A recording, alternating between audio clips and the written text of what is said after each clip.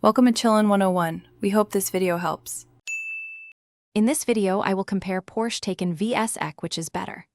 Follow along as I break down performance, range, charging, comfort, costs, and real-world usability so you can choose the right electric luxury car for your needs.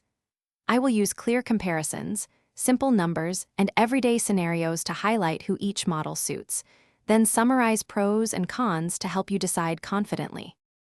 Let's look at performance and range in practical terms to help you understand trade-offs between the two cars.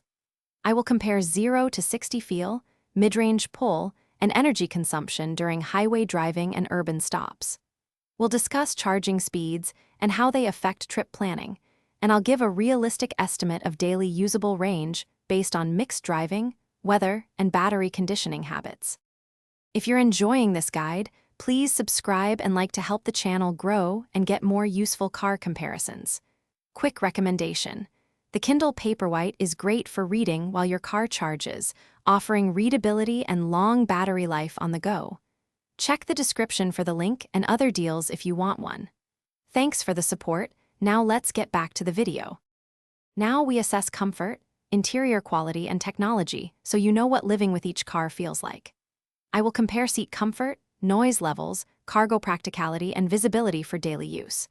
You'll hear about infotainment responsiveness, smartphone integration, and driver assist behavior during typical commutes and road trips. Finally, I'll note where each car excels for families, commuters, and enthusiasts to clarify who benefits most. Thanks for watching.